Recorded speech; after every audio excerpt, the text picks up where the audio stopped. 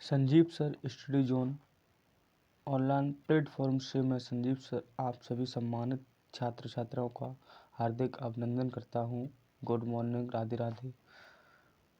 आप सब लोग स्वस्थ होंगे, मस्त होंगे और अपना अध्ययन कार्य अच्छे से कर रहे होंगे। आज का पहला चैप्टर बाल मनोविज्ञान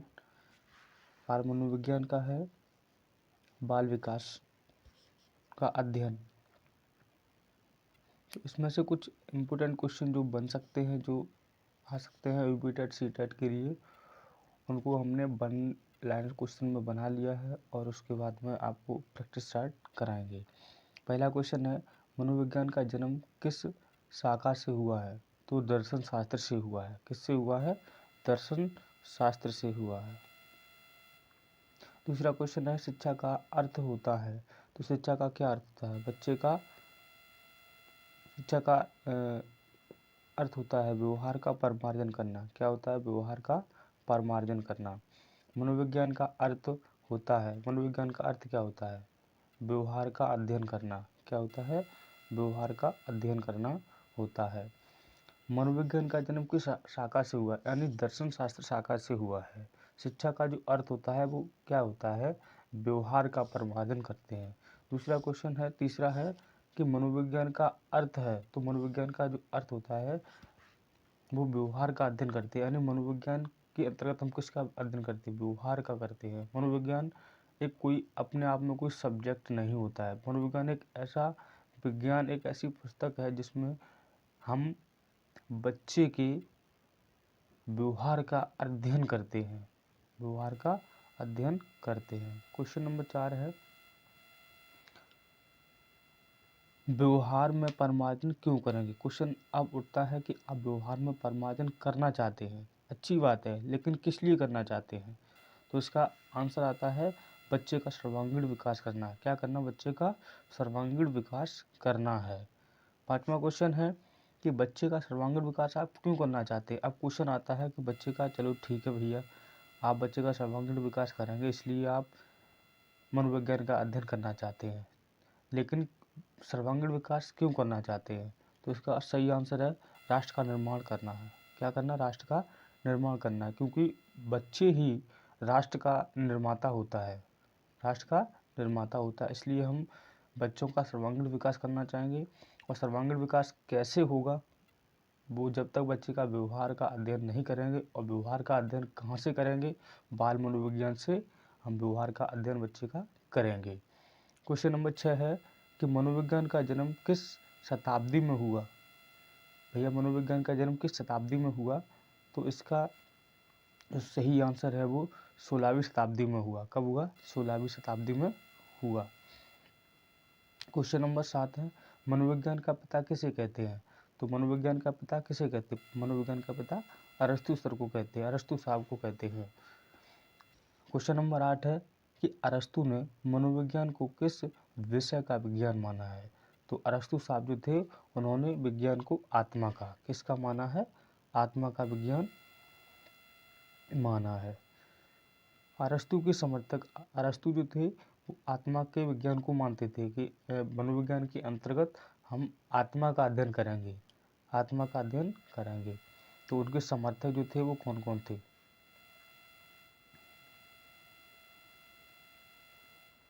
प्लूटो और डेकार्ड। कौन थे? प्लूटो थे और डेकार्ड थे कि जो मनोविज्ञान जो है वो आत्मा का विज्ञान है। ये बिल्कुल बात सही है। ये प्लूटो और डेकार्ड जो थे मनोवैज्ञानिक, वो ये बात कहते थे।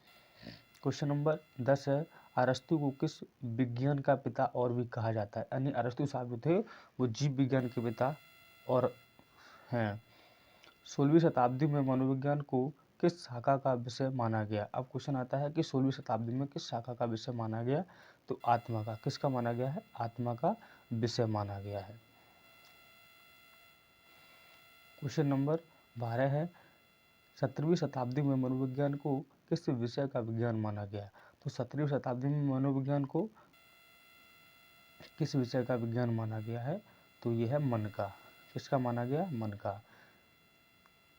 13वां क्वेश्चन है, मन या मस्तिष्क का मनोविज्ञान किसे माना जाता है? तो पोम्पोलॉजी। पोम्पोलॉजी सर जो थे वो कहते थे जो मनोविज्ञान है वो आत्मा का विज्ञान नहीं है, वो किसका विज्ञान है, वो मन या मस्तिष्क का विज्ञान है। ये बात कौन कहते हैं, पोम्पोनोजी कहते हैं। कौन कहते हैं, पोम्पोनोजी कहते हैं। क्वेश्चन नंबर 14 है,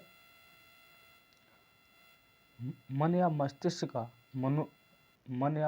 का मनोविज्ञान मानने वाले समर्थक, यानी कि मनोविज्ञान को मन या मस्तिष्क का मानने वाले जो विज्ञान थे वो कौन कौन थे। जॉन थे, रिचेरी थे, थॉमस रीड थे। ये 3 लोग जो थे पोम्पोनोजी के अलावा ये उनका समर्थन कर रहे थे कि मन या मस्तिष्क का ही विज्ञान होता है मनोविज्ञान। 19वीं शताब्दी में मनोविज्ञान को किस शाखा का विज्ञान माना गया। अब 19वीं शताब्दी में मनोविज्ञान को किस शाखा का विषय माना गया, तो आत्मा का। किसका माना गया, चेतना का, किसका माना गया, चेतना का माना गया। क्वेश्चन नंबर 16 है, चेतना का विज्ञान किस मनोविज्ञान के द्वारा माना गया। तो चेतना का विज्ञान जो माना गया वो कौन से मनोविज्ञान थे जो चेतना का विज्ञान मानते थे, तो वो विलियम वुंट थे। कौन थे, विलियम वुंट थे। चेतना का विज्ञान मानने वाले अन्य मनोवैज्ञानिक थे, यानी अन्य मनोवैज्ञानिक कौन कौन थे, तो विलियम जेम्स थे और विलियम सली थे। ये इनका समर्थन कर रहे थे कि जो बाल मनोविज्ञान है वो एक चेतना का विज्ञान है। किसका है, चेतना का विज्ञान है। क्वेश्चन नंबर 18 है, 20वीं शताब्दी में मनोविज्ञान का जन्म किस शाखा में हुआ, यानी 20वीं शताब्दी में मनोविज्ञान को किस विज्ञान की शाखा में रखा गया। तो इसका सही आंसर है व्यवहार। किसमें, व्यवहार में रखा गया। क्वेश्चन नंबर 19 है, व्यवहार का विज्ञान के पिता कौन है। तो व्यवहार के विज्ञान का पिता जो है जे.बी. वाटसन। कौन है, जे.बी. वाटसन ने बोला कि मनोविज्ञान जो है 20वीं शताब्दी में आत्मा का, चेतना का, मन या मस्तिष्क और इन सब का नहीं है। मनोविज्ञान एक व्यवहार का विज्ञान है। क्या है, व्यवहार का विज्ञान है। क्वेश्चन नंबर 20 है, व्यवहार का विज्ञान मानने वाले मनोवैज्ञानिक और कौन कौन से हैं। एंड जो जितने भी मनोविज्ञान व्यवहारवादी हैं, जो वर्तमान समय में, आधुनिक समय में जो भी वैज्ञानिक हैं वो कैसे हैं, सभी व्यवहारवादी मनोवैज्ञानिक हैं। क्वेश्चन नंबर 21 है, वर्तमान समय में मनोविज्ञान किस विषय का विज्ञान है। वर्तमान समय में, अभी आधुनिक समय में विज्ञान कैसा है, इसका सही आंसर है व्यवहार का विज्ञान। किसका है, व्यवहार का विज्ञान। क्वेश्चन नंबर 22, मनोविज्ञान का पहला ग्रंथ कौन सा है। मनोविज्ञान का पहला ग्रंथ कौन सा है, साइकोलॉजिया। क्या है, साइकोलॉजिया है। साइकोलॉजिया किसके द्वारा और कब लिखा गया। तो साइकोलॉजिया जो है वो कब और किसके द्वारा लिखा गया, तो रूडोल्फ गोइकिल के द्वारा लिखा गया और 1990 ईस्वी में। कब लिखा गया, 1990 ईस्वी में लिखा गया, रूडोल्फ गोइकिल के द्वारा। इस ग्रंथ में पहली बार साइकोलॉजी का प्रयोग किया गया, यानी कि ऐसा कौन सा ग्रंथ है जिसमें पहली बार साइकोलॉजी शब्द का प्रयोग मिलता है, तो वो है साइकोलॉजिया। कौन है, साइकोलॉजिया में मिलता है। साइकोलॉजिया का अर्थ क्या होता है, तो साइकोलॉजिया का जो अर्थ होता है वो आत्मा का अध्ययन करना। क्वेश्चन नंबर जो 25 है वो क्या कह रहा है, आत्मा का अध्ययन करना होता है साइकोलॉजिया का अर्थ।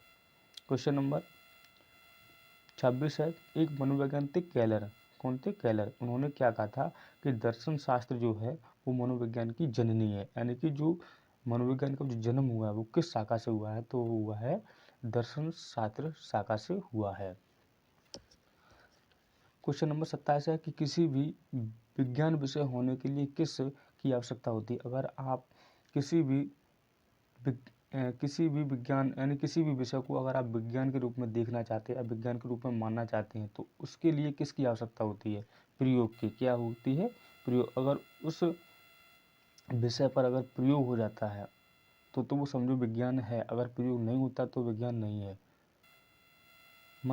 मनोविज्ञान को, क्वेश्चन नंबर 28 है, मनोविज्ञान को आत्मा, चेतना, मन, मस्तिष्क का विज्ञान क्यों नहीं माना गया। यानी अब क्वेश्चन होता है कि मनोविज्ञान को आत्मा का, चेतना का, मन या मस्तिष्क का विज्ञान क्यों नहीं माना गया। तो इसका सिर्फ यही कारण था कि जो मनोविज्ञान था, क्योंकि इस पर प्रयोग नहीं किया जा सकता। क्या है? इस पर प्रयोग करना असंभव है, इसलिए इनको हम विज्ञान नहीं कह सकते हैं। इनको विज्ञान की शाखा के अंतर्गत हम नहीं रख सकते हैं, क्योंकि इन पर अध्ययन प्रयोग नहीं किया जा सकता है। प्रयोग नहीं किया जा सकता। जो हमारा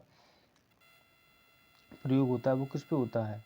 हमारा प्रयोग केवल व्यवहार पे हो सकता है, इन पर नहीं हो सकता है। क्वेश्चन नंबर 29 है कि विलियम वुंट कहाँ का मनोवैज्ञानिक था? एक विलियम वुंट थे, वो कहाँ के मनोवैज्ञानिक थे? तो ये विलियम वुंट जो थे, ये जर्मनी लिप्जिग नगर एक है, वहाँ के रहने वाले थे। कहाँ के थे? जर्मनी लिप्जिग नगर के रहने वाले थे। क्वेश्चन नंबर 30 है कि 1789 ईस्वी में विलियम वुंट के द्वारा किसकी स्थापना की गई? विलियम वुंट ने 1789 ईस्वी में विलियम वुंट ने किसकी स्थापना की थी? तो प्रयोगशाला की। विश्व में ऐसी पहली प्रयोगशाला थी जिसमें विलियम वुंट के द्वारा इसकी स्थापना की गई थी, जो कहाँ पे थी? जर्मनी में। लिप्जिग विश्वविद्यालय का नाम बदलकर क्या कर दिया गया है? क्वेश्चन नंबर 31 है कि लिप्जिग विश्वविद्यालय का नाम बदलकर क्या कर दिया गया है? तो इसका नाम जो है वो कार्ल मार्क्स विश्वविद्यालय कर दिया गया। कार्ल मार्क्स विश्वविद्यालय कर दिया गया। पहले इसका नाम क्या था? लिप्जिग विश्वविद्यालय था। क्वेश्चन नंबर 32 है कि विलियम वुंट को किसका जनक कहा जाता है? तो विलियम वुंट को प्रायोग मनोविज्ञान का जन्मदाता या जनक कहा जाता है। क्वेश्चन नंबर 33 है विलियम जेम्स कहाँ का निवासी था? जो विलियम जेम्स जो मनोवैज्ञानिक थे वो अलग थे। तो जी विलियम जेम्स जो थे वो अमेरिका के रहने वाले थे। जिस तरह विलियम वुंट जो जर्मनी में कार्य कर रहे थे, उसी तरह विलियम जेम्स भी एक थे मनोवैज्ञानिक जो अमेरिका में अपना कार्य कर रहे थे। क्वेश्चन नंबर 34 है विलियम जेम्स को किसका जनक माना जाता है? वो जो विलियम जेम्स जो थे वो किसके जनक हैं? तो विलियम जेम्स जो हैं वो आधुनिक मनोविज्ञान के किसके हैं? आधुनिक वर्तमान समय में जो मनोविज्ञान माना जाता है उसी के जनक हैं। क्वेश्चन नंबर 35 है कि 1905 ईस्वी में मैकडूगल के द्वारा किस पुस्तक की स्थापना या रचना की गई? किस पुस्तक की रचना की गई 1905 ईस्वी में मैकडूगल के द्वारा? तो उस पुस्तक का नाम था outline of psychology. Outline of psychology पुस्तक का नाम था। क्वेश्चन नंबर 36 है कि पहली बार पुस्तक में व्यवहार शब्द का प्रयोग मिलता है। पहली बार, यानी कि ये पुस्तक जो थी आउटलाइन ऑफ साइकोलॉजी, इसी पुस्तक में पहली बार व्यवहार शब्द का जो प्रयोग था वो मिलता है। क्वेश्चन नंबर 37 है कि 1912 ईस्वी में किस मनोविज्ञान ने व्यवहार का अध्ययन मनोविज्ञान की शाखा है? 1912 ईस्वी में किस मनोविज्ञान ने व्यवहार का मनोविज्ञान की शाखा में माना? तो इसका सही आंसर है जे.बी. वाटसन ने। किसने माना? जे.बी. वाटसन जो वैज्ञानिक थे उन्होंने माना। क्वेश्चन नंबर 38 है मस्तिष्क की कितनी क्रियाएं होती हैं? तो मस्तिष्क जो हमारा जो होता है उसकी दो क्रियाएं होती हैं, एक होती है मूर्त और एक होती है अमूर्त। अगर कोई व्यक्ति हमें अमूर्त में गाली देता है तो वो हमें अमूर्त में गाली देता है, धुन सुनाई देती है, दिखाई नहीं देती, लेकिन बाद में कुछ समय बाद में वही चीज़ हम पर क्या हो जाती है? लागू हो जाती है। वही चीज़ हम पर लागू हो जाती है।